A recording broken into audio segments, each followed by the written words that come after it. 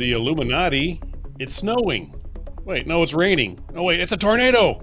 Wait, they put poison in my beer. Well, you're listening to Our Different Take, episode 22.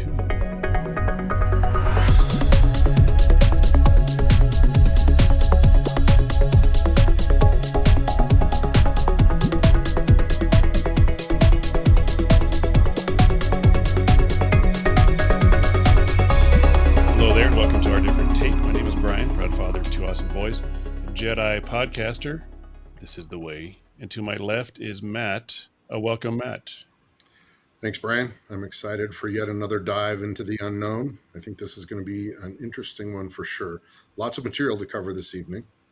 And to my left is Scott. Welcome, Scott. Thank you, Matt.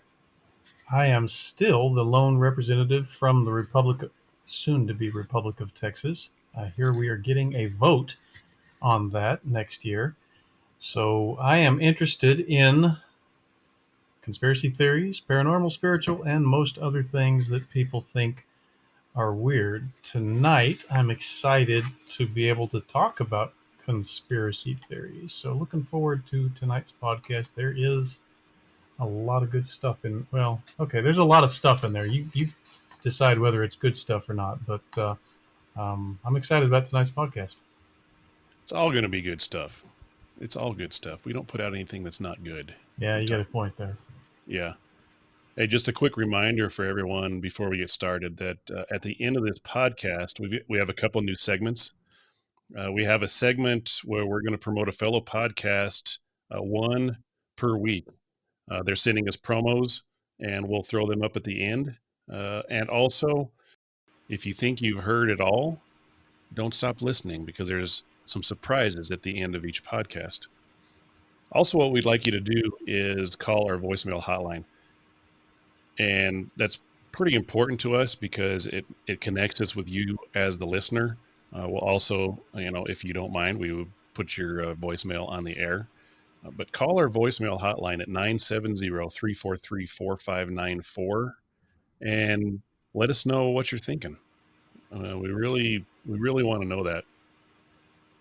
And with that being said, I'm going to hand the reins over to Scott. Well, thank you. Tonight is something that's near and dear to my heart. It's conspiracy theories. But rather than talking about a specific conspiracy theory, I wanted to address what so often happens when I start talking about any conspiracy theory. People basically come at me with all the reasons why conspiracy theories could never happen. So before I start with any of that, I'm going to assume, but I want to verify that y'all, Brian, Matt, y'all believe in at least a few conspiracy theories, right? You actually don't think that they're possible, but you think that they're probable. I think if there's more than one person, I think it's all y'all, not just y'all. Oh, my bad. I'm not from Texas, but I'm just saying I think there's a plural there. Ewans? Yeah, that's something like that. And yeah, I do believe in some conspiracy theories, and that, that clearly it has to make sense to you, and you have to kind of put the pieces together yourself. But I do believe in some conspiracy theories. Yes. Yeah, I agree. I want to believe in more for sure. But I do believe some. I'm just curious to each of you, what conspiracy theory what was your first one that said, I think that there's something going on here, that where you kind of left the mainstream, maybe for the first time? What was that event, that theory that kind of took you down this path of believing that there maybe is more? I guess it depends on what you would think is mainstream. I think the first ones that I was interested in, of course, were probably UFOs and aliens. Me too. Clear, yeah, for sure. Because growing up, you're always looking to the sky, and I guess growing up, I don't remember a whole lot about aliens and UFOs, but as you get older, you start hearing about it. And then it's just something that just fascinates me. I think that's what first got me into Interesting. it. Interesting. You too, Matt? You know, I had some experiences as a young person that kind of clued me in on a lot of things. Maybe next realm, otherworldly. I had some experiences with as a young man with what I believe to be Hmm. angels, and I have had some experiences with demons and things like that. And so, from a relatively young age, maybe early teens, I didn't. I everybody kind of lost a lot of credibility in my mind. First of all, I know for sure that there's a spiritual world. I believe that with all my heart. Hmm. And second of all, um, marijuana will not make you a criminal. And now I know that the government lies to me, so they've lost all their Hmm. credibility over the last, 40 years or so that they've been conducting the drug war. And so it makes you question a lot of other things and start digging. And so really, I, I guess that's how I kind of came to doubt the status quo and what I was being fed, and then to question everything. I think it's good to question. I think that's how we're designed. We're intuitive creatures, and if you just follow what the powers in charge feed you, you're probably not going to. You might you might get by, but I think there's a whole other world you'll miss if you Interesting. do that. Interesting. That's my So I kind of grew up with it myself. I know I used to, after I went to elementary school for the day, I would walk a mile over to some friend's house. They were older, and they were always talking to me about conspiracy theories. They didn't call them that back then. They were just basically saying, "Don't believe what the government's saying." And when you're a 9-year old kid, you just okay, well, sure, whatever. And they introduced me to Nikola Tesla, not personally, but the writings and beliefs of Nikola Tesla, the discoveries of him. They used to talk to me about all sorts of things, numerology and angels and demons and biblical prophecies and different things that kind of made me just aware of a different set of beliefs that was outside of the mainstream. And then my mom, I think I've mentioned this before, was very into. I'm not gonna say into in the way that she was like practicing, but she was very interested in things like extrasensory perception and just different um, alternative things. Some people might call them paranormal or even occult. I don't. Well, I certainly don't think she was occultic. I think that maybe some of the things that she was interested in might be considered occultic by certain members of the public.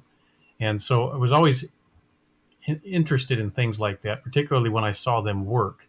Like when she would think thoughts to me and I would hear those thoughts.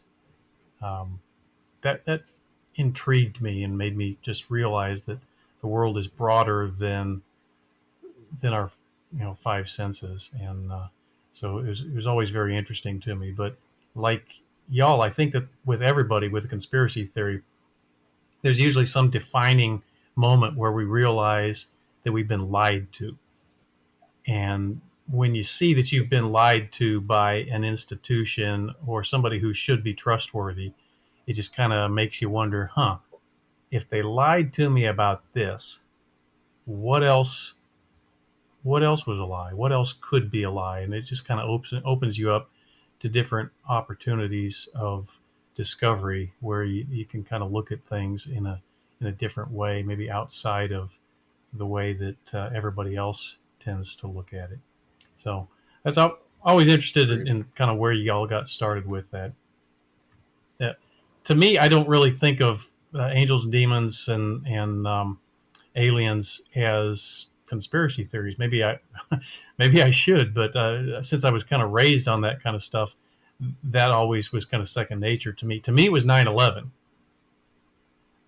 Oh yeah, for sure. when I initially bought into all of the stuff that the government said on 9/11 and uh, had some Muslim friends, and I was like, why would Muslims do this to us? And they're like, we didn't. I'm like, oh, come on. What do you mean you didn't? It's obvious that you did. And they're like, why would we do this? What's in it for us? And I'm like, huh.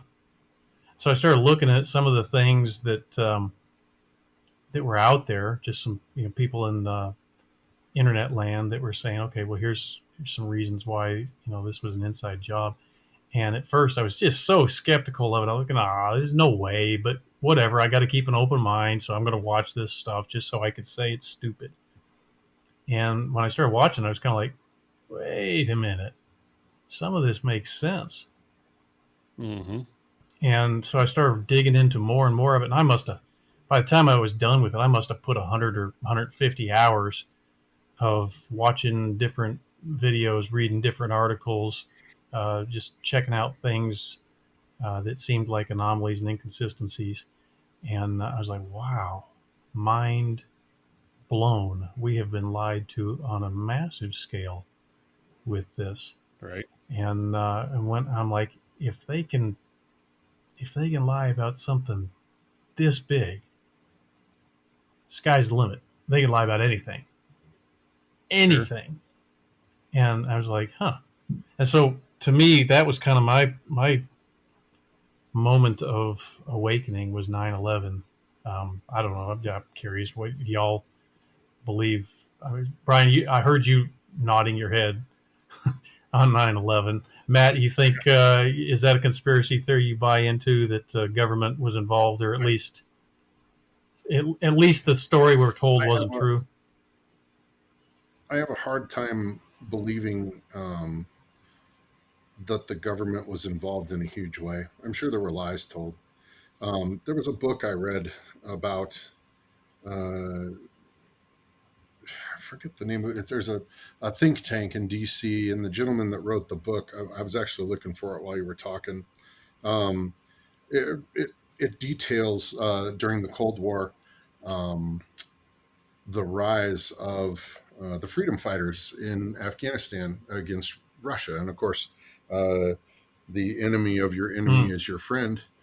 So we sent Charlie Wilson in there with a bunch of CIA money, and we essentially recruited for a holy war um, Muslims from all over the Middle East to fight the Russians, and we sent in CIA spooks to train them, and we give them anti-tank missiles, we give them weapons and things like that. Taught them how to make improvised explosive devices and all these things, and it catalogs our creation essentially of the Taliban, because what we did was we paid for all those angry young men to go to Afghanistan, and then as soon as we had bankrupted the Soviet regime, we stranded them there. We had all their identifying documents and papers, and we had got them there with agreements by countries like Iran that they wouldn't have to take them back. Um, and essentially, we created the Taliban when we stranded all those men in Afghanistan and left them there in poverty. And then you had the rise of the warlords. And then you had Osama bin Laden, who truly hates the West and was a religious fundamental extremist. I think that's a pretty good recipe for blowing up a couple of buildings. Um, when I was in A&P school learning about aircraft mechanics. I went to school with a bunch of Saudis. They would send them over, especially people that didn't have like a their name wasn't quite as high up on the list as other people in Saudi Arabia. Some of the lower families would send their sons to America to learn how to work on airplanes. And some of them would go to pilot school to learn to fly.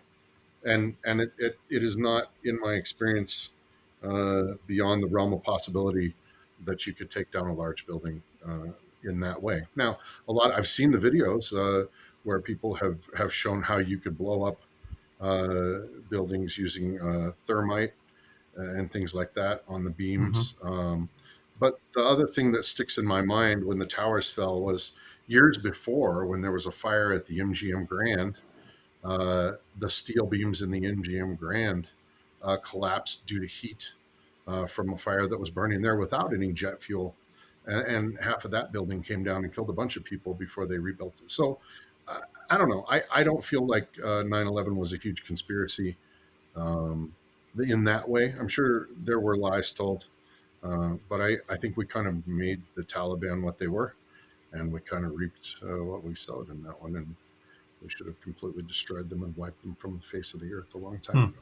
Well, and that's one of the things I want to get to a little bit later on. Conspiracy theories are de facto unprovable, except through circumstantial and anecdotal evidence.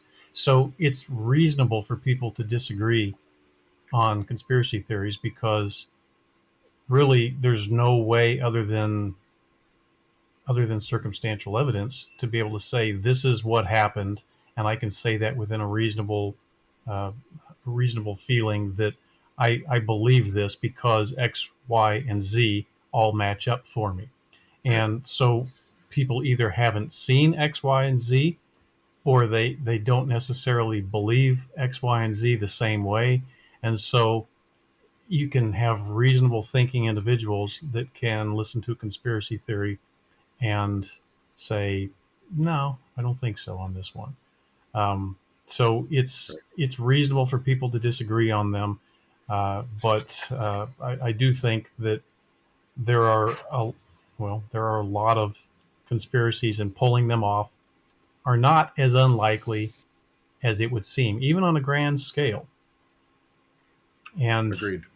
um, so I don't want to necessarily go into any particular uh, conspiracy theory like 9/11. I mean, there are lots of podcasts, lots of YouTube videos, lots of things out there on the internet about each and every one of these. So my idea tonight isn't so much to talk about individual ones as to say why I believe that they're possible and what it would take for a conspiracy theory to be able to be pulled off. I actually got on a Facebook page a while back and asked people, why do you think conspiracy theories are not real before even listening to the conspiracy theory? Because a lot of people, as soon as you say it's a conspiracy theory, they'll just say, no, it's not. It's not true. It's a conspiracy theory. So they'll just dismiss it offhand. So why do you think that's the case? And basically, here's the reasons why people don't believe in conspiracy theories. The first one, it goes against your established beliefs. So y'all talked about aliens earlier tonight. You know, that was your kind of your first thing with conspiracy theories. A lot of people think aliens don't exist. So if you start talking about aliens, then automatically those people who think that they don't exist are going to be like, yeah, whatever. I don't agree. It doesn't Right. fit the paradigm that I have grown up with or that I believe. So they're going to dismiss whatever you're saying, even if you've got proof or, reasonable proof. If you've got strong circumstantial evidence, they won't even look at it. But Do you think aliens now? I think almost is you can see a transition from a conspiracy to a non-conspiracy. Is that a word? I think that too. That's kind of what I was alluding to in the last podcast with the monoliths. I kind of Yeah. feel like we're being led in that direction. Like I think Yes. It does seem like that, doesn't it? it does. It does. To me, the monoliths weren't so much a sign of aliens, but they were a sign of people leading us to believe in aliens. It's almost kind of like people saying, look, here's just another thing that you need to think about. We may be being communicated with. There's no doubt in my mind that that other beings have been here before. Not a doubt. Yeah, I don't either. I mean, I think we disagree in the application of that, you and I, but I don't disagree that there have been other beings here either. I tend to think that the Right. evidence is overwhelming that there have been, but that's one of the things people will cite as to why they don't believe in conspiracy theories. It just goes against their established beliefs, or maybe one of the established beliefs is government is on my side. Government is for my benefit. Of the people, by the people, for It's the people, horrible, right? but yeah, you're right. What were you saying, Yeah. Brian? Yep. I said that's horrible. That's horrible. Anyone would actually think that now.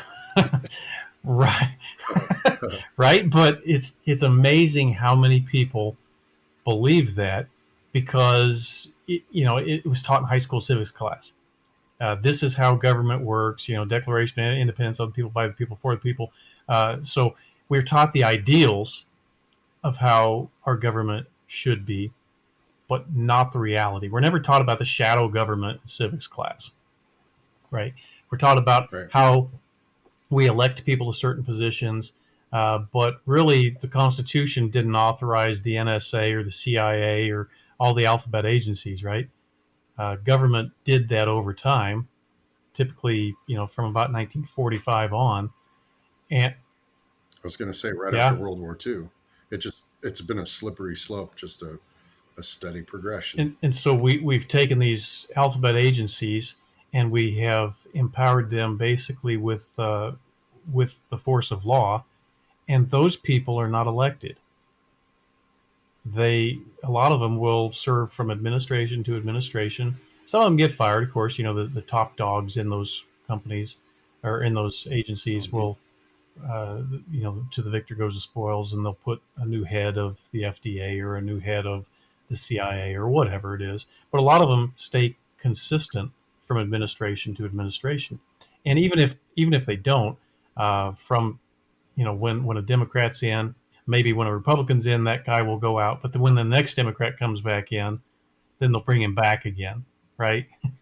You see that kind of stuff a lot. The heads of agencies will go back and forth between the Republican head or the Democrat head, and so a lot of those agencies are really unelected, and they kind of form a shadow government of people who have power, but really you can't do anything to get rid of them.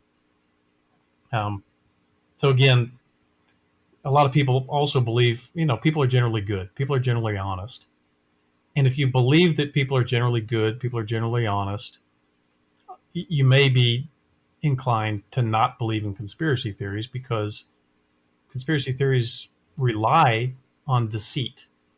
They rely on a system that doesn't fully report, a system that hides information that's not convenient to it.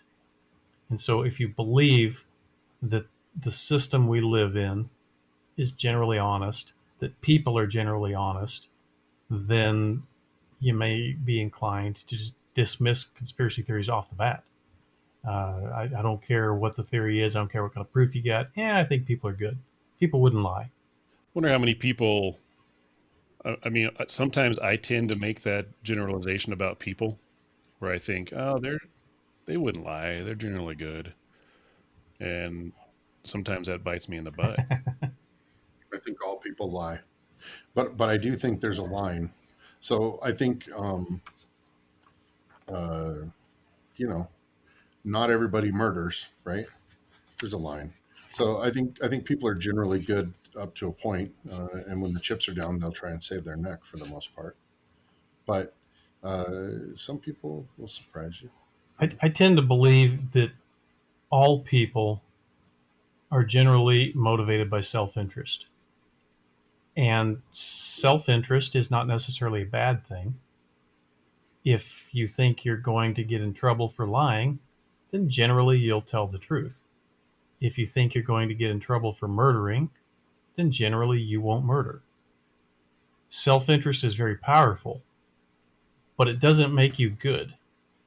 It just means that you're going to look out for yourself.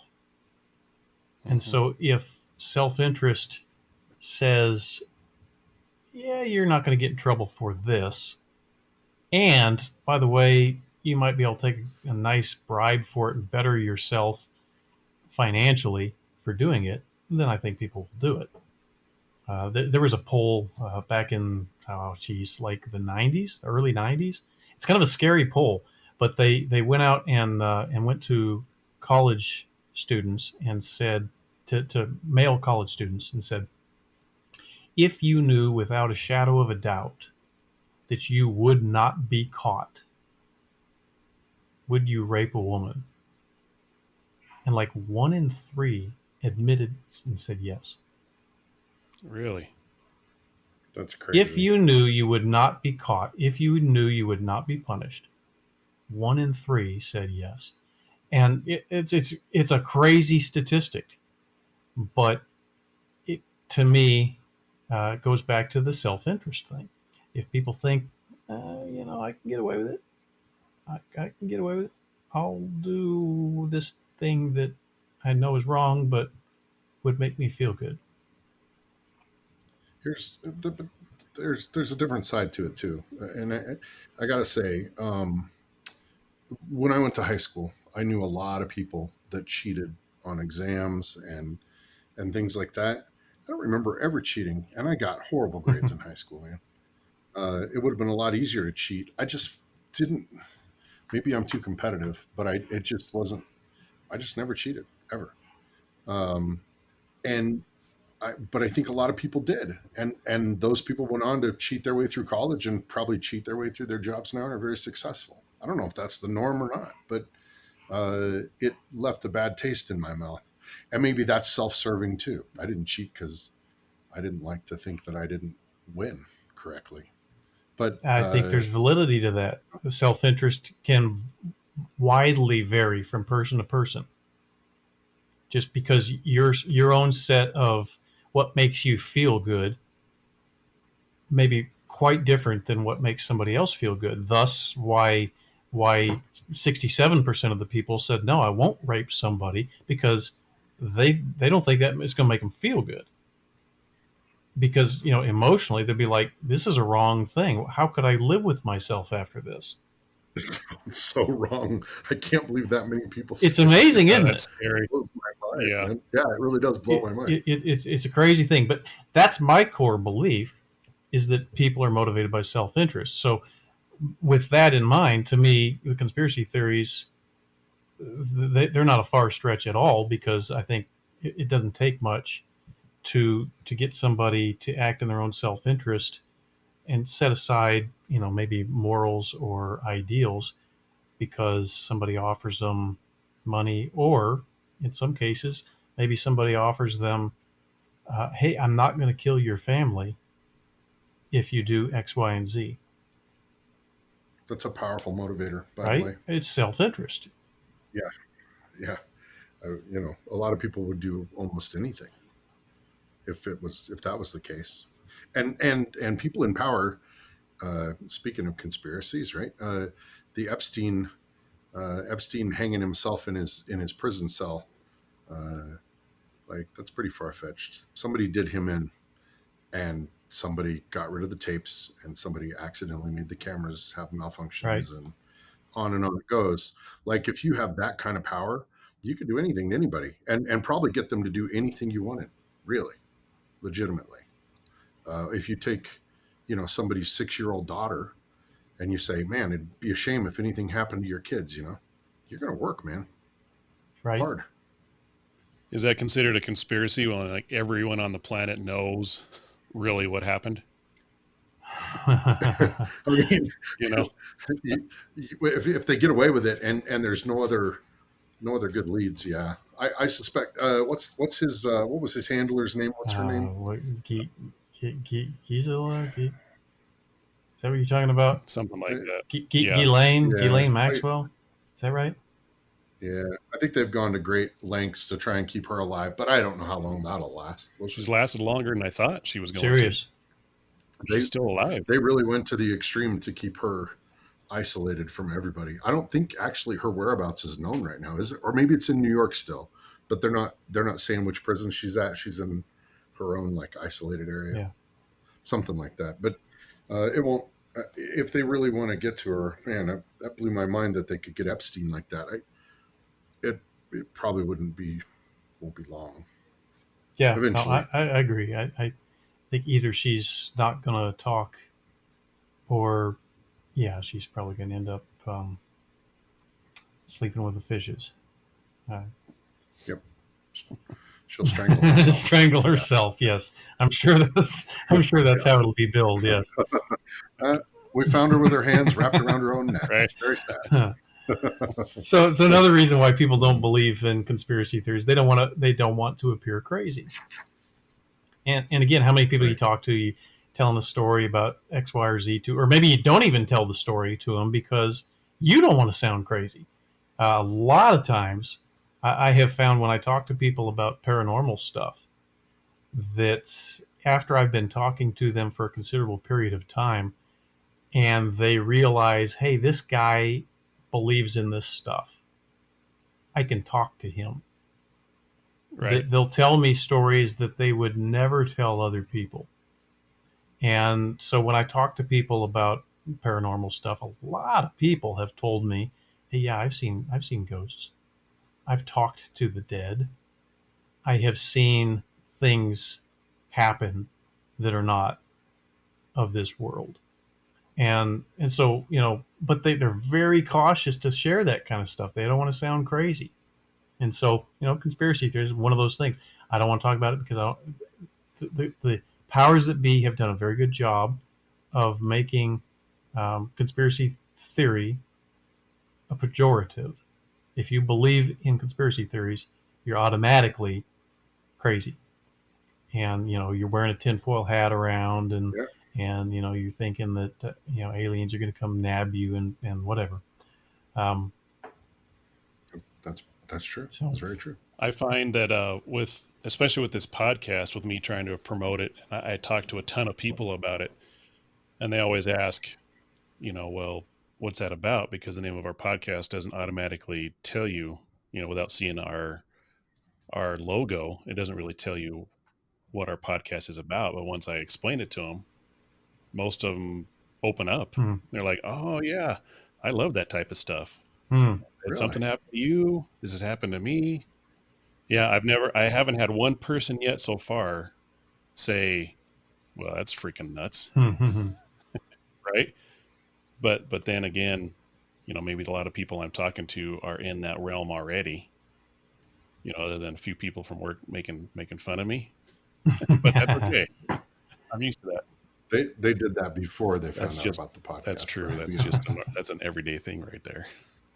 Yeah, Yeah. to some degree, birds of a feather flock together. But yeah, I think again, once people realize that you're not going to go out there and label them, then a lot of people will come out and admit, yeah, I have some questions, but they don't want to necessarily take that first step if they're not sure that you're safe.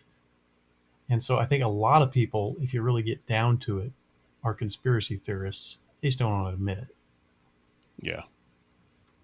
Maybe so. Um, Yeah. so a third reason, a lot of people will tend to say, "I'm not going to believe in conspiracy theories," is because we have an implied trust in the institutions of the quote free media. I had something stuck. That Sorry. trust is gone a Sorry long about time that. ago. But I don't think it is. I think that a lot of people, especially this year, I've seen more and more and more people have said, "Oh, come on, the media is so freaking biased. It's crazy." But even with that, how many people will still turn on CNN and listen to it and and say, "Oh my God, these guys are telling the truth. I need to, blah blah blah." Right. The more you listen, though, the more you buy into it. So it's like a narrative that never ends, right? And the more you expose yourself to it, it's the same way they work it in re-education Right? camps, right? You just play it over and over and over again, and eventually people start to really But believe it. 10 years ago, if you would have talked to somebody and said, um, "Is the media over in Iran or the not Soviet Union, in Russia or China, is that media believable?" Almost everybody here would have said no. But then when you ask them, No, "Is our media believable?" Well, it's free. Yeah, it's public. It's private. I mean, yeah. It's generally, there's some things that's biased about it, but generally it's true. I think you right, see less of that this year because a lot of the stuff that's happened with the censorship and the fact checking that just seems so blatant, I think has exposed a lot of it, which I think has caused a lot of people to become conspiracy theorists. That's been the defining moment for them. Like 9/11 was for me. I think this year has been the defining moment for a lot of people, Hmm. uh, to I to would agree. make them into conspiracy theorists. But in case you're curious, I just found the book I was talking about earlier. It's called America's Secret War by George Friedman. Probably one of the best books about Afghanistan that I have read to date, if you guys are interested. And I actually believe that a lot of that, this is my little rabbit trail I got to go on. I believe that a lot of that could very well be true and still have 9/11 be a massive conspiracy theory. Because you've got to make the story a believable, sellable story. So there was Right. certainly motivation for a lot of people to turn against us. And so if there wasn't, nobody would believe the story. My mom always used to tell me, the devil masquerades as an angel of light. He's not going to come up to you and tell you 100% falsehood. He's going to come up and tell you 90 to 95% truth. Now, does that almost sound like George Bush when I said that? He's going to tell That was 1,000 points of light. He's going to tell you 90 to 95% truth. wow. Good job, Bush. That was It awful. probably was. Well, let me tell you what it is. It's 90 to 95% truth. Trust but verify. Yeah. All right, Clinton. That's Do bad. Clinton. I don't know if I could really do that one very well. I don't. Uh, I got to Yeah, work not on my bad at Rich all. Little. Anyway, Rich so Little. That's the first Rich Little reference I've ever heard on a podcast ever. wow. I'm pretty sure it's a Oh, first. He was way before Yeah, podcasts for sure. he's dead. Is he dead? I don't know. He's not. I heard him on what was the guy that used to be governor Huckabee, Arkansas Governor Huckabee Oh, really? has a podcast or a radio Mhm. show of his own, and he had Rich Little on there recently. So Huh. yeah, he's still alive and still doing Jeez. impersonations. Wow. Good for him.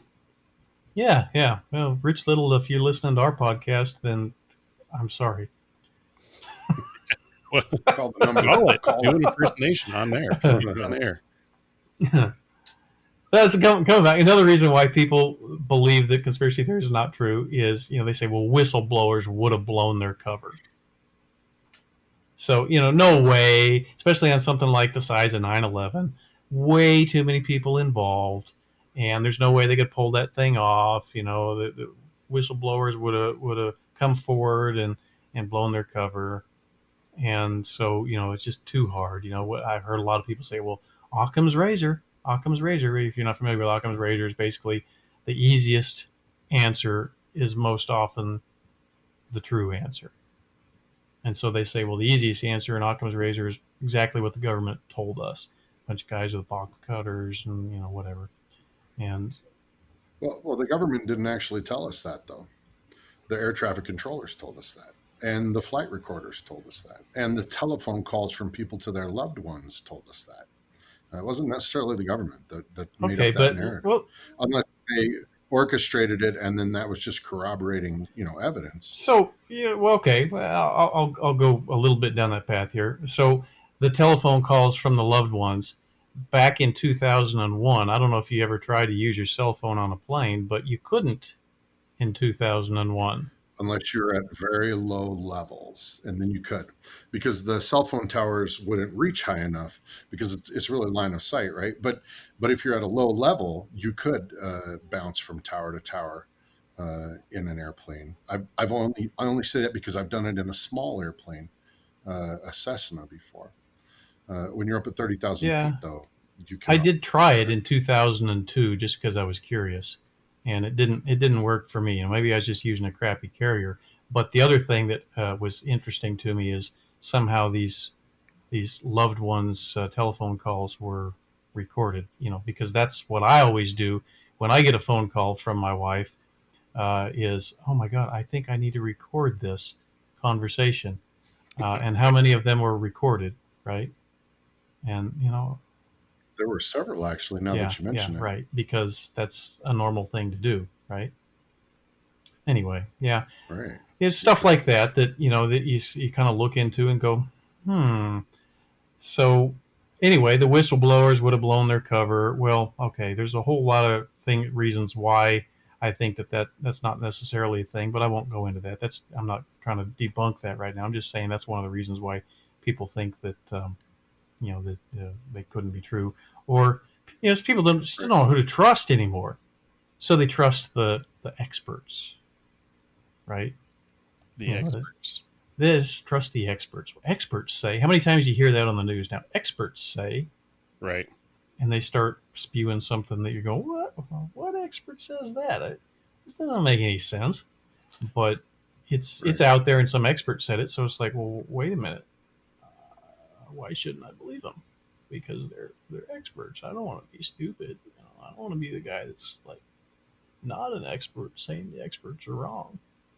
That's why I wish sometime people would call them out and be like, all right, if you're saying something that the experts say this, like who are you exactly quoting or where is it coming from? Don't just say expert and then move on.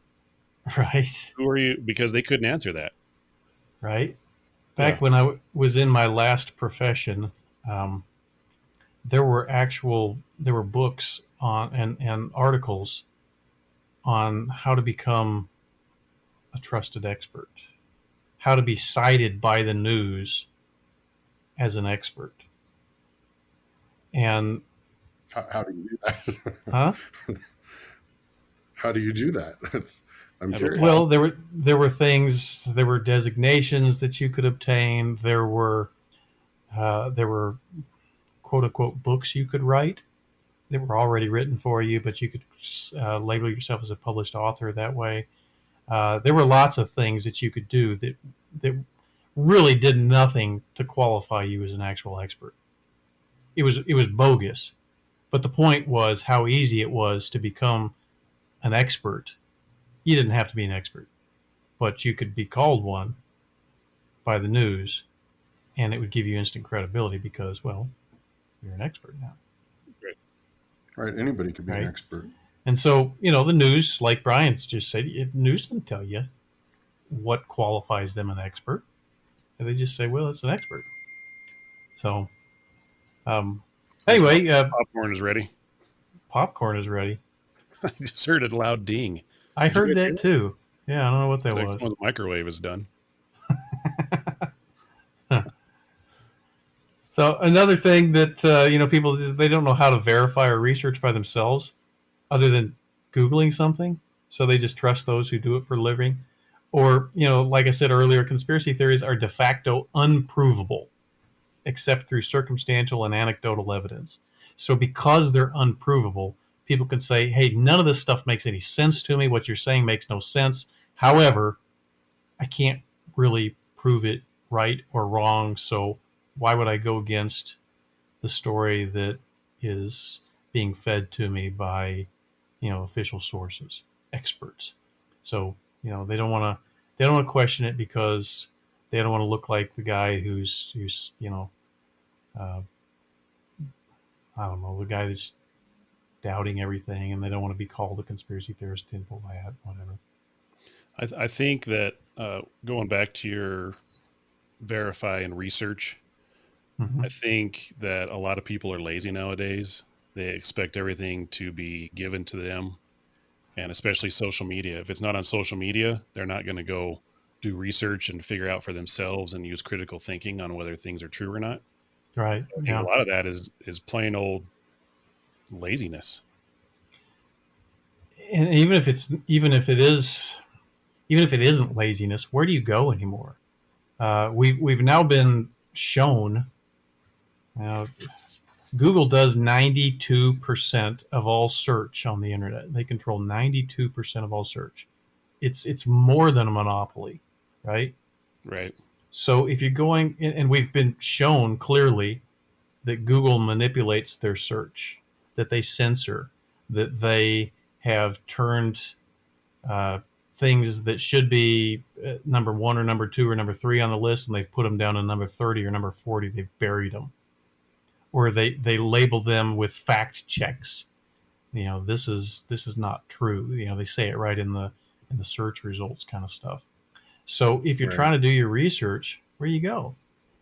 Well, I'm going to the encyclopedias my mom bought in 1976 that she still has. I used to have a set of those, the Book of Knowledge. Right? That's where I'm going. Yeah. It's My a fun. listeners know what those are. They might Fun, not.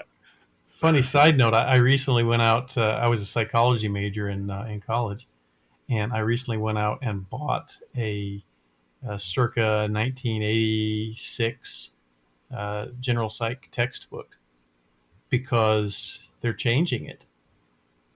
A lot of the stuff that was taught as truth back in the 80s and 90s is no longer taught.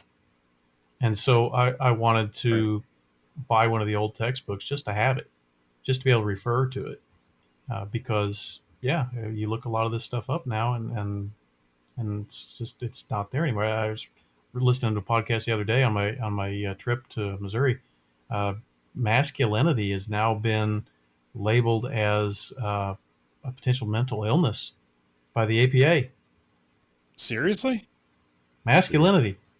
I mean, I didn't believe it, so I looked it up, and sure enough, right on the APA's website, there's an article about how masculinity can be damaging, and white Wow. supremacist, and all kinds of stuff. This might be my last podcast. They're probably going to come throw me in the mental institution then. Just letting you know. You are the essence Dude, of I'm masculinity, too Brian. masculine you don't to be have in to worry, public. Brian. You're not that manly. You're okay, man. Whatever. You got to pass. They'll be like, keep working on Somebody's it. You'll knocking be my all right. door. What? Straight jacket time for you, brother. Straight jacket. No pun intended. Ah. Okay. Keep going. So the mass media provides a certain degree of instant credibility. Lengthy exposure and repetition enhances that credibility. So you see this right now as well, where and again, when I was in marketing for my prior career, that was one of the things that they said is you just got to say something to somebody over and over and over again, and once you've said it, I think it's like 21 times, people believe it, whether it's true or not. So if you're constantly going out there saying that you are the best, a lot of people will just, after a while of hearing it, they'll just believe that you're the best. I, you know, they don't need proof. Some people do need proof, but a lot of people don't. And the longer that you say something, the more you repeat it, the more it becomes true. And we saw that again. I think this the Trump thing with the Russia thing, which eventually was proven false, was said often enough that still about half of America to this day believes that there was Russian influence on Trump in certain ways, and uh, Right. It just became the narrative. It just was driven. And if you look at the sound bites that all the news outlets had, they were all identical Mm-hmm. all the time. They just kept saying it over and and so it over was again. true, and that's how I think a lot of this stuff could be done even now. Um, or I saw it on the internet, so it must be true. It's believed partly because the internet feels like a publication, so it feels like since I saw some meme on Facebook and it was ascribed to George Washington or somebody, Gandhi, somebody who is respected and trusted. I don't know. I guess Washington is not even respected and trusted anymore, but Right. whoever it Right. is, and so all of a sudden now uh, it's true, even if that person didn't say it. It was ascribed to him, so okay, it's true. And any more photoshopped and altered images, videos, they can be very freaking convincing. Yeah. People have gotten very good Very. with this stuff. Yep. What do they call them? They're something fakes. I forget what they call them now, where they can actually make it look like you say or do things and it's Oh yeah, indistinguishable. yeah, I I forget know what what it's you're called. talking about. I know what you're talking about, but I don't remember what it's called either. But where it actually looks like and sounds like you, Yes. because they've got Yep. software that can alter your voice profile. You can say whatever you want to say, and as long as you have enough words from somebody else, it'll alter it and make it sound like they're saying it. It's Yep. pretty incredible stuff. All they need now is to be able to clone someone and upload whatever they want, which they can probably already do. Interesting. Yeah, it's a scary thought when you think about it. So anyway, some of the ways conspiracies I believe are carried out is, and we just talked about repetition. You say it enough times and it becomes truth. Disinformation. We talked about this one episode 14 on the UFOs. I think a lot of people, uh, a lot of institutions, a lot of people who are trying to push these narratives will put out disinformation because, like, well, if you're a conspiracy theory, you believe in, okay, I don't want to be disrespectful to anybody, but, flat Earth. Okay, most of us don't believe in the flat Earth conspiracy, right? There are some that do, and those people Right. have their reasons for why they do. But I think there's ample evidence, and I've been in airplanes, right? I don't believe that the Earth is flat, right? But you put out enough disinformation, stuff like that. Well, if you believe in conspiracy theories, you're a flat earther and whatever. And so you lump it all together. So, well, if you believe in the Illuminati, you believe in chemtrails or weather manipulation, you believe in 9/11, well, you probably also believe in flat Earth and lizard people, right? You believe in the reptilians. Obama was a lizard person. So, you throw out disinformation like that, uh, and after a while, there's so much information out there that's not true. Who knows? Who knows what's true? Who knows what's not? Reputable sources pick up on the disinformation from time to time. And so even the reputable sources will publish things that are flat out wrong. And so you can carry conspiracies out because how you going to prove that they're not happening? How do you prove any of this stuff unless you're actually there and you see it with your own eyes? And even then, something like gaslighting can happen, right? I saw this Right. with my own eyes. Did you really? Yep. That's one of the 9/11 things that got me is you hear, if you listen to the original recordings, you'll hear people that said the first plane that flew into the Twin Towers, several people said it looked like a small twin-engine aircraft. I remember that. Okay, small twin-engine aircraft cannot be confused with a 747. They're not the same. 37. 737? Is that what they said? I think it was two Okay. 737s. 747. Okay, even a 737, you're not going to confuse the two. 737 is a large aircraft, and unless, well, you're just not going to do it. So all of a sudden, these people were like, no, what you really saw was this, and look, here's the video, and they're like, oh, okay, yeah, that must have been what I saw, and so they don't want to sound stupid. Well, you got video evidence right here. Well, what if the video evidence was doctored? But let's not go into that right now. Just that's one of the things that they do. Another thing is you heard all kinds of firefighters and first responders were like, I heard explosions. Boom, boom, boom, boom, boom, boom, boom. Mm-hmm. Even Peter Jennings, if you look at some of the original footage, was like, it's like a controlled demolition. And which is exactly what the first responders were saying. Boom, boom, boom, boom, boom, boom, boom, and then the thing fell. Okay, but later on, they're like, no, that's not what happened. It was the pancake theory and blah, blah, blah. And that's what, you didn't really see what you thought you saw. You didn't really hear what you thought you heard. And so the gaslighting. And again, whether or not that's the case, I believe it's the case on 9/11. I'm not here to try to convince anybody of that on that. It's just one of the things that they can use is trying to tell people you didn't really see what you thought you saw, and here's some Right. fairly convincing reasons why you didn't see it. Or another way that they're carried out, censorship. Okay, we'll talk about the COVID conspiracy. We're not saying COVID itself is a conspiracy, but a lot of people think that the COVID data, the severity of COVID, has been blown out of proportion. And Right. so what do they do? When people are saying, well, we have a cure for it, and so, well, censor that. Fact checkers are like, nope, there is no cure. There's nothing proven. Even if you got 100 doctors out there saying, hey, 100% people are being cured, nobody will even be allowed to hear them, and they'll be dismissed as crazy doctors. And if a lot of them were fired and stuff like that. So censorship. We're going to what was that thing, Plandemic, that they put up? Every time you put it up, somebody would pull the thing down. Right. It was like, we're not even going to allow you to see this. This is something that's so egregious that we're going to just yank it down. And so the fact that they were yanking it down was telling some people, oh my God, I really don't want to be associated with this. This is egregious. I'm really going to look like an extremist. Mm-hmm. So people would not share it. And then other people were sharing it and then being labeled extremist.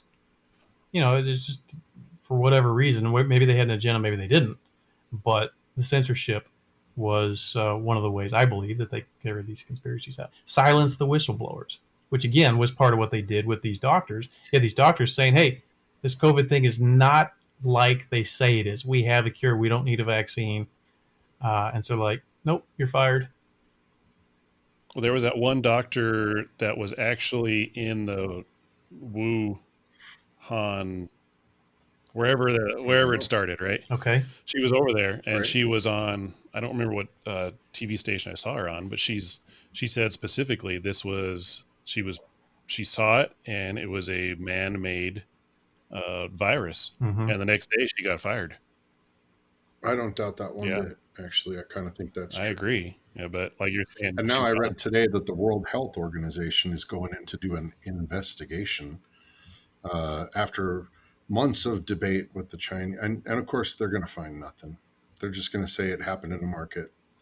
And the World Health Organization's been in the pocket of the Chinese forever. It's like Hillary Clinton going in to check on Epstein and how that happened. Same thing. Or Benghazi. Yeah. Right. Listen to us bringing up more conspiracy theories here. Another thing that they can do, they silence the whistleblowers in a number of different ways. I've heard people say, "Hey, I signed a non-disclosure agreement," and they said to me that if I were to blow the whistle on whatever conspiracy theory, that since I signed this NDA, they would hold me up as violating national security, and they would throw me in prison for life. And so I'm like, I don't want to go to prison for life, so I'll just shut up.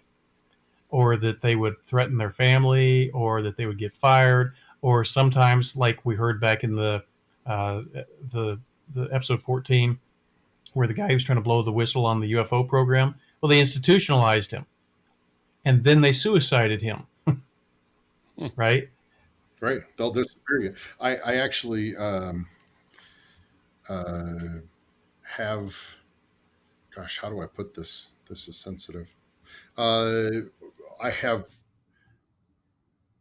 knowledge of people that have worked for the government in sensitive areas, uh, disappearing people, and these folks were at the beck and call of the government, and jobs that had to be done, they were called to do, and it'd be a shame if your high school daughter disappeared. We'd really like you to get this job done, and the job gets done. Like it's a Right. thing. It's a Right. real thing. No, I absolutely believe that, and I think that the people who don't believe it simply want to believe that their government is on their side and basically good, right? Again, they want to go there, and so well, I won't believe this because the whistleblowers would come out. Well, there's a lot of reasons why the whistleblowers, a lot of whistleblowers do come out, and then nobody listens to them Right. because Mhm. they're labeled as crazy, they're labeled as fringe, like these doctors on the COVID thing, and elsewhere. There was a guy on 9/11 who worked for Brigham Young University who said, "Hey, somebody got me some ashes from one of the Twin Towers, and I analyzed it under a microscope, and be damned if there wasn't thermite in there." Hmm. And guess what happened to him? Brigham Young is like, "Yeah, you're fired." And he's like, "Why am I fired? This is what I found. I was just reporting what I found. You're fired. Go away." So lots of ways that they can silence the whistleblowers, but that's one of the ways. Um, Remove evidence quickly. Oklahoma City bombing, if you remember that, within 48 hours, Oklahoma City was cleaned up and cleaned out. I didn't remember that. It's been so long. I didn't recall that. That's interesting. That was I say 9/11 was my defining moment, but I think Oklahoma City, if you actually look at it, probably my defining moment. I used to listen to a guy named John Luffler. He had a program I called remember him. Steel on Steel. Hmm. Yeah, and he had brought some people on his program back then, explosives experts that said, yeah, there's no way that the kind of explosion that happened in Oklahoma City happened from a fertilizer bomb. And they gave all kinds of reasons why, and I'm not an expert on that kind of stuff, but it sounded convincing to me with the way that they were talking about. That kind of explosion would cause an outward thrust rather than a sucking inward, whatever. And they said these were directional Right. explosives, and if they were the kind that they were talking about, then it would have blown different ways, whatever. And so what happens, instead of a typical investigation, the whole thing was imploded within 48 hours, and the evidence was removed. Same thing with 9/11. Same thing with 9/11. Instead of going in there and doing an investigation on the stuff, let's close this thing up and get it out of there as soon as possible. And oh, by the way, we're going to take the beams and we're going to send them to China, and we are going to recycle them rather than to look at them for evidence of the largest uh, terrorism event that ever happened on American soil. Right? We're going to get Right. them out of here, and we're going to recycle them really quick. And some of the mass shootings that have happened, the cell phone video has been seized, uh, erased. People told to erase their videos on their phone immediately. Uh, people Really? I never heard of that. After I believe the shooting in El Paso happened, there were numerous people that came out and said that the authorities came to them and said, "You got cell phone video of this?" That they would either take the cell phone or they would require it to be deleted right there, and show it to them. Same thing in Las Vegas. You had people saying that. So again, maybe all these people are lying, maybe they're not.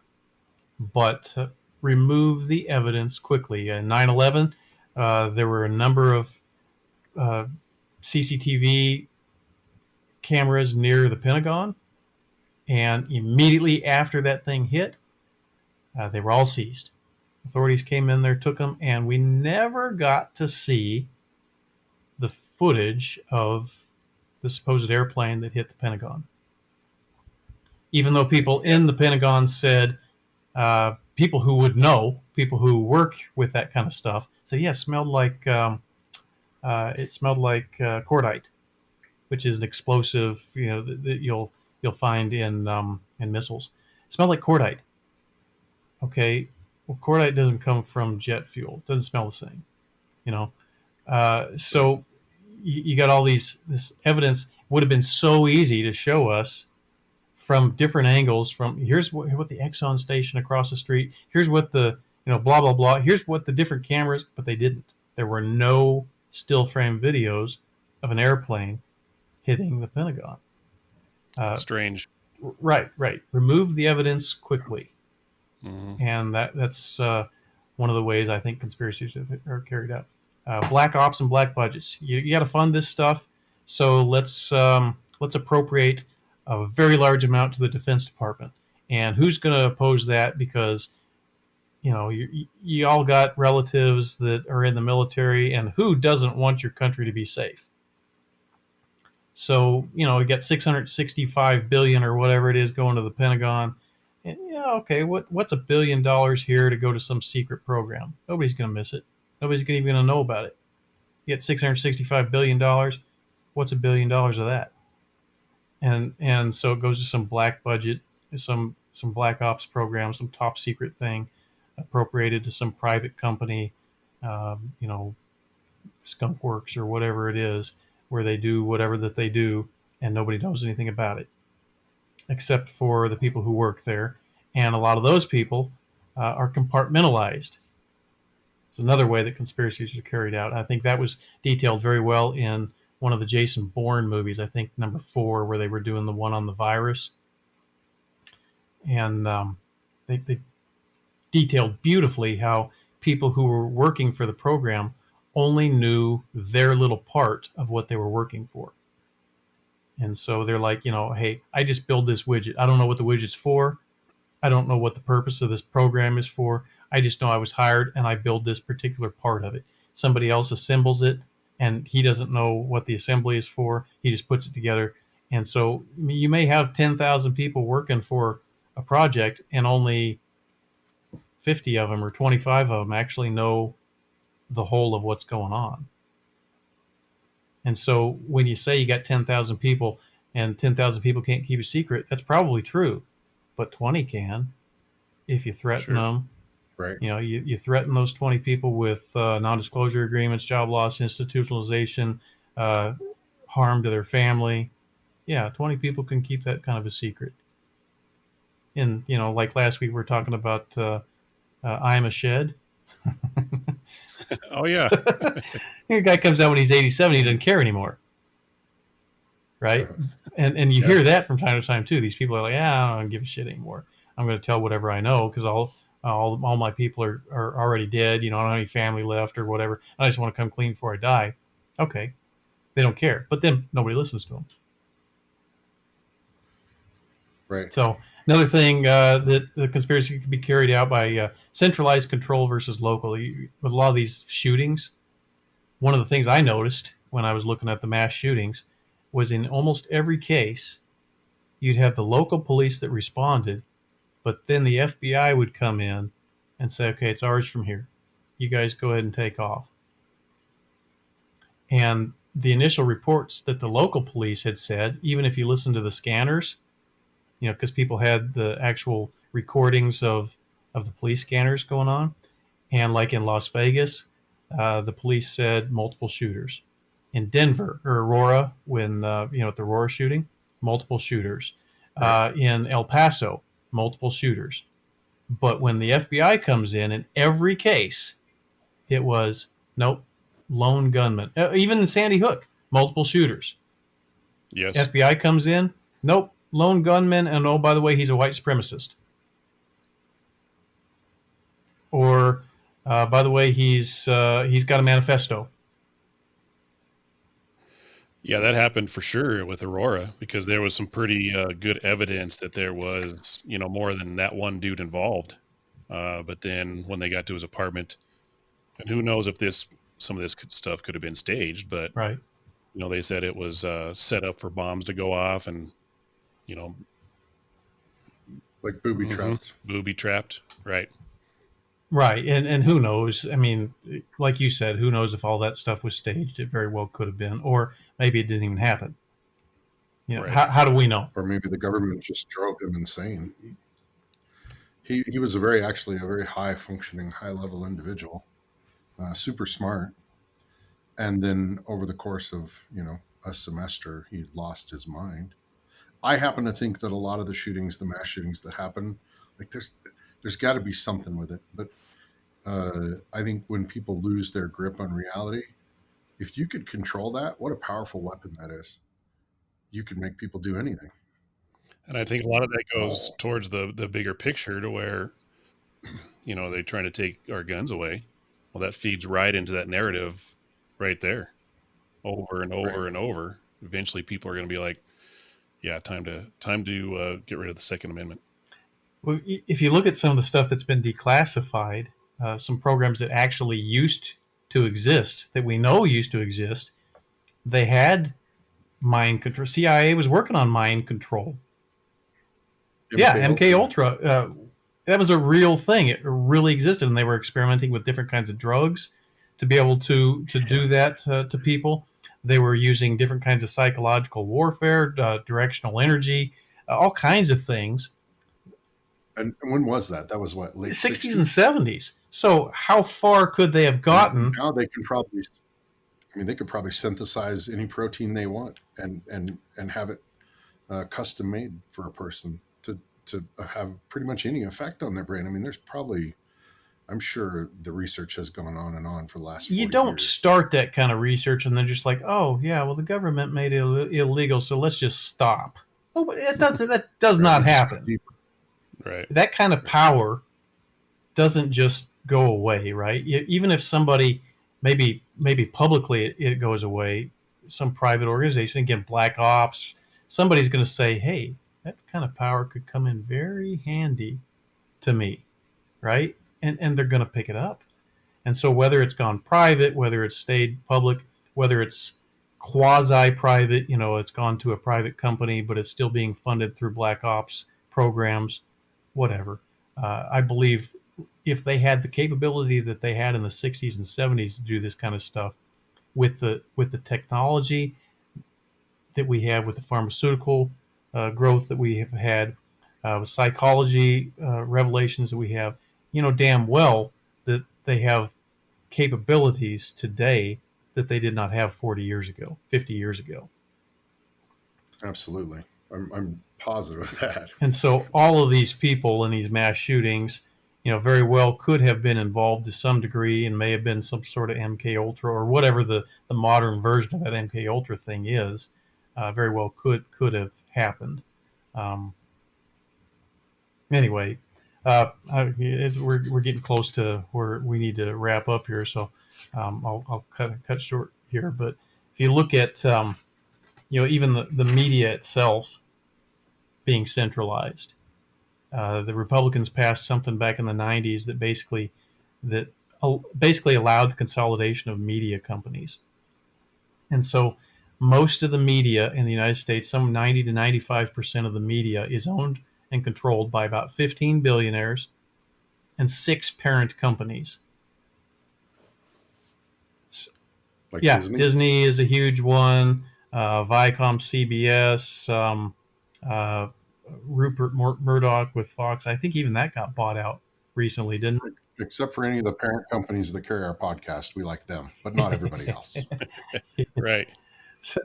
So if you look at it, how you may not be able to control 90% of the company, the media, but you can control 6 companies, and those 6 companies can exert influence on all of their subsidiaries, which includes about 90 to 95% of the media. And so now all you got to do is marginalize the 5 to 10% that's left, call them independent fringe media, call them conspiracy theorists, what they've done to Alec Jones, what they've done to Ben Swan, what they've done to Glenn Beck, Breitbart, on and on and on, where they take these people and say, well, you're extremists, you're white supremacists, you're whatever the unpopular term of the day is. Let's label these guys, and there may be some truth to what they're saying, but certainly not to the degree that they use it. But they've marginalized these people, and anybody who identifies with them now, anybody who gets their news from them, is now marginalized with them. Well, there's a saying. I'm sure, and I probably used it before, but it's kind of like boiling a frog, right? You turn the water up 1 degree at a time, and the frog never knows he's being Right. boiled. And if you want to change the narrative, and if you want to change what people think is okay, you just do it a little bit at a time, and slowly over time, you change a society, and just nudge and edge and push a little here and there. And if you own the media, you can certainly have a strong influence on that, or if you own a majority of Right. the media.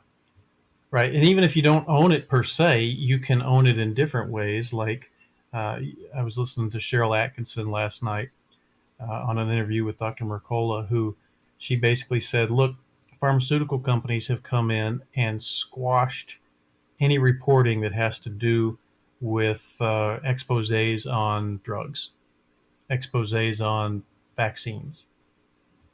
And so, they say basically, we are one of your biggest advertisers, and wouldn't it be a shame if we disappeared if you did that story that's harmful to us? Right. And so So they control it without necessarily even controlling it, right? And so the producer's like, this is my bonus. I'm not going to jeopardize my bonus so that you can get your story out there. Sorry. Yep. Right in the pocketbook. Right. And so that's a real deal. So anyway, I would say, just as my little free plug here, DuckDuckGo didn't ask me to do this, but if you want to do a Google search on anything serious, consider something like DuckDuckGo. There's a couple of those search engines out there that not only don't track you, but don't censor certain things. And so if you look at some of the alternative search engines, then they can actually give you some information that, like, if you, I Googled why conspiracy theories could be valid. First 3 pages of Google basically says they can't.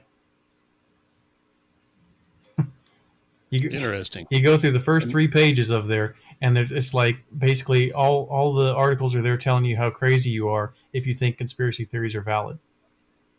DuckDuckGo doesn't do that. They don't censor the results. And first page, there was something on there basically telling you why. Yeah, here's why some people believe in conspiracy theories. interesting. Yeah, yeah. So when people are like, Google is God, uh, yet another reason why people don't believe in conspiracy theories. At least do a Google search before you post that meme on the internet just to see if it's true. Well, if Google's not true, if Google's not feeding you truth, we already look to them as kind of a god, right? Anytime you want to fact check Check. somebody else, what Right. do? Yep, you Google it. I heard they had their biggest outage the other day, worldwide outage, day before yesterday in the Good. morning. They had a worldwide service interruption for a couple of hours. Interesting. Well, Google used to have a tagline, if you remember using them back in the day, that said, "Don't be evil." Remember that? I don't remember. I don't That was their remember that. tagline? No. Yeah. When you went on to Google to search, it said, "Don't be evil." Huh. And it was because the founders of Google realized that search could be a very powerful force for evil if it was manipulated. Yeah, I could see that. Google took that tagline off. Now it just says be evil. Right? Be like us. Be Uh, evil. it's interesting though. It's interesting how It is how interesting. it's morphed. But anyway, there's a ton more, and we can go on for forever and ever. I don't want to make the podcast too long today, but I think that there's a ton of things that could be. I think there's a ton of things that are used, and there's a ton of things that align to be able to make conspiracies a real deal. Like you got to have people working together. Well, the simple income inequality equation. I was reading somewhere recently where the top 300 richest people in the world control more wealth than the bottom 4 billion people. It's a lot of money. Yeah, it is. That's staggering. It's a lot of money. It's a lot of influence. You think about the kind of power and influence that you could have if you had that kind of wealth. How many people could you buy off? How many people could you shut up? How many people, even the ones that couldn't be bought off, how many of them could you keep their story from being told if you wanted to? Countless. You could do whatever you wanted to, pretty much. And all of these people get together every year to talk about basically, Pinky in the Brain. Well, what are we going to do today? We're going to rule the world. The Bilderberger conventions, the Council on Foreign Relations, um, the what's some of the other things that are like that? It's escaping me at this point, but Bilderberger's a big one. That we talk about all the time, where the rich people of the world Yeah. get together, and was it Davos, Switzerland? It is in Switzerland. Yep. And it's like it's not a secret. These people all get together and they say basically, what are our priorities for this year? And this is where these rich people and the leaders of the world. Not every leader gets invited to this, but this is where these rich people Right. and the leaders get together to decide basically what's our agenda for the year. And so this is where they work it all out. This is how they say, okay, well, I have this goal in mind. Well, I have this goal in mind. How can we work this so that it's good for all of for both of us? It doesn't matter what's good for Brian or Matt or Scott. What's good for these guys that have all the money in Davos? And when you have the billionaires with the kind of power that they have, kind of money and wealth that they have, all working together for a stated goal, you can do just about anything you want to do. You can. I don't know if it's just about. I think you can do anything you want to do. You could disappear Yeah, Epstein. yeah. And so when you have that kind of power and motivation, uh, any conspiracy theory, I think, is worthy of consideration at that point. Doesn't mean that, obviously there's going to be a bunch of weird ones that aren't true, but I think you have to, if you have any intellectual honesty, you have to say it's worthy of consideration. Right. You got to do your own research, and you got to look at it yourself and not take anyone's word for it. And, That's how you and find you the got truth. to not be afraid to be a salmon that swims upstream, because you're going to have unpopular viewpoints. You're going to be called names, and you're going to be alienated and isolated, and that's just part of the territory.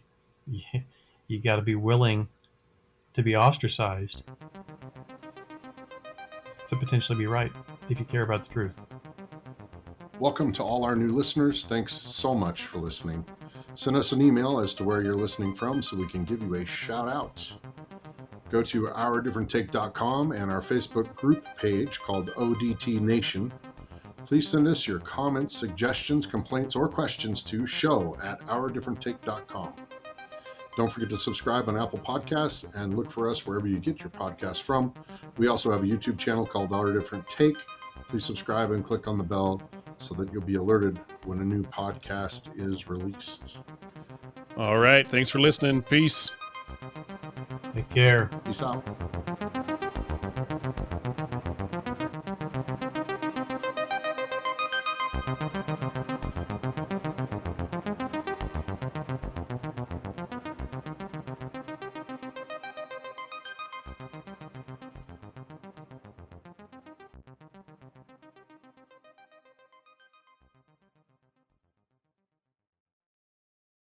Hey there, listeners of Our Different Take.